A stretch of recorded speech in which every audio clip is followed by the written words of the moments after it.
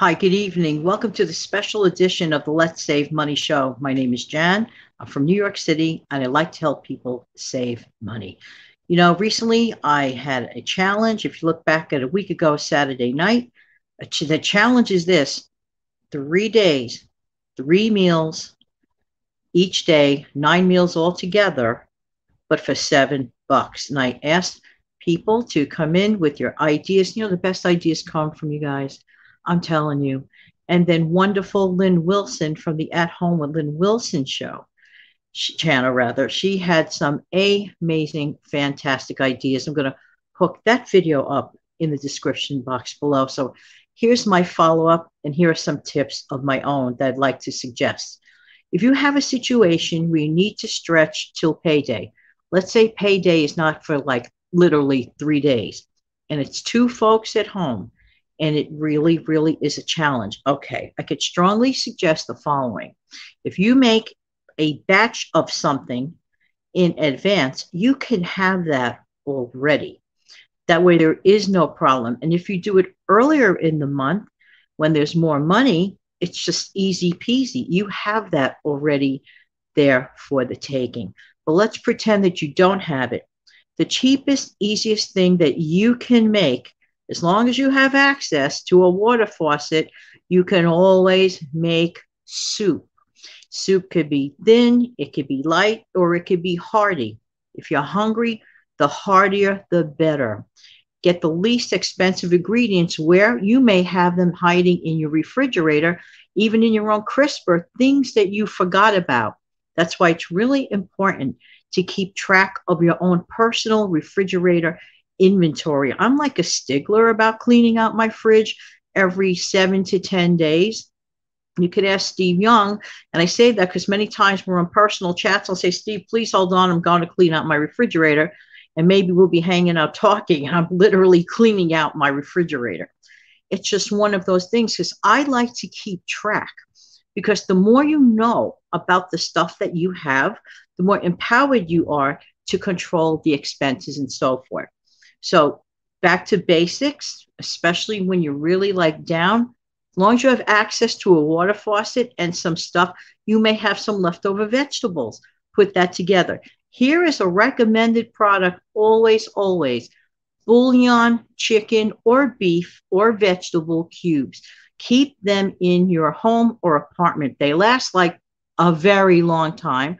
They're always readily available because I don't always want to buy a can of chicken broth.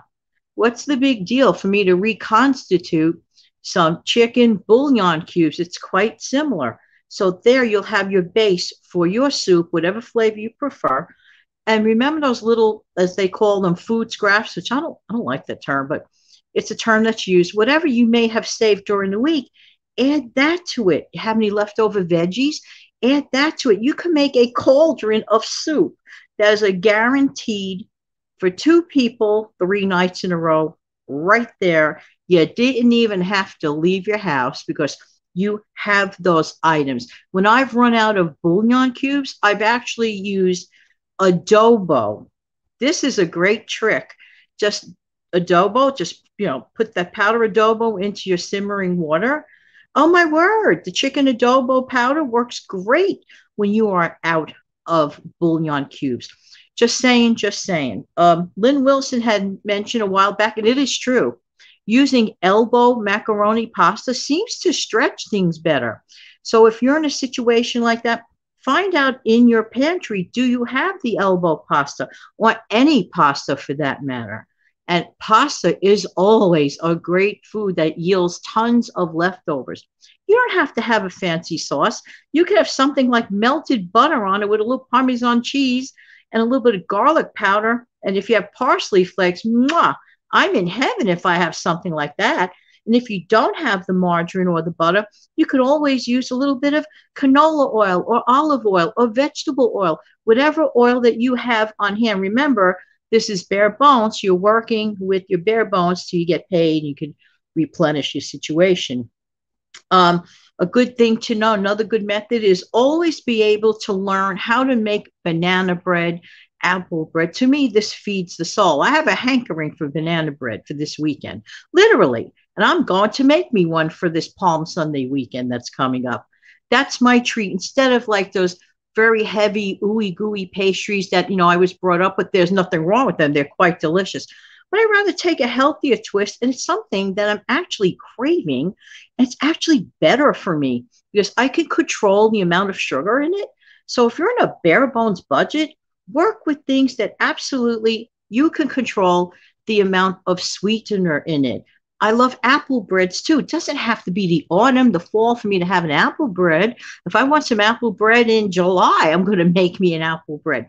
These are wonderful staples, like for the 3 days. So let's say that you have 3 bananas that you put in the freezer that would go in bad. How smart of you to do that, by the way, just saying. So you already have the ripened bananas in your freezer. You can make a banana bread. You could slice that up for the 3 days, and the two of you have a wonderful breakfast. You could toast it up or eat it as is and just slice it down, or prefer to make it in a muffin form. Whatever thing you prefer to do, that's what you do. It doesn't really have to be an unpleasant experience at all whatsoever.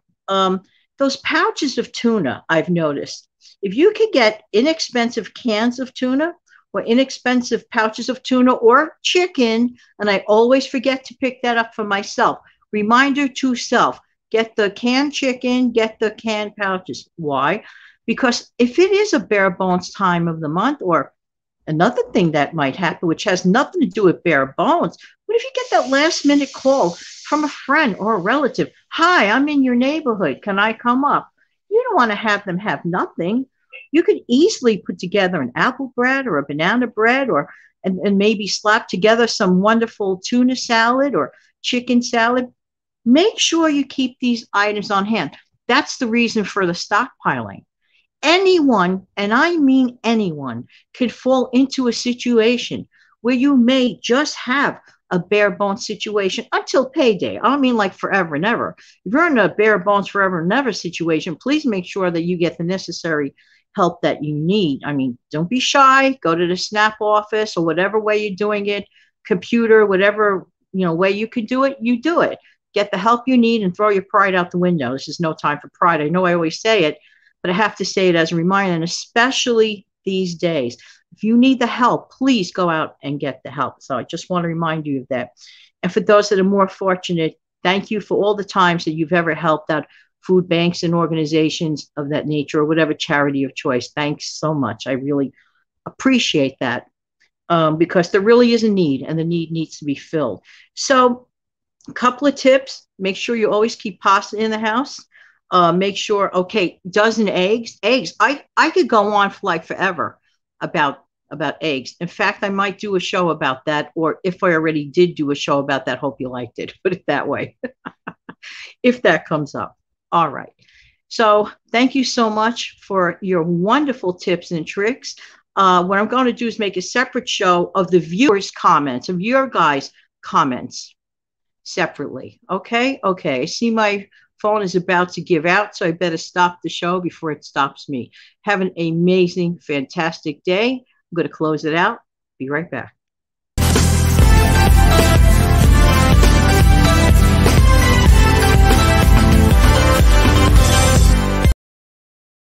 Have an amazing, fantastic night, and thank you. Bye-bye.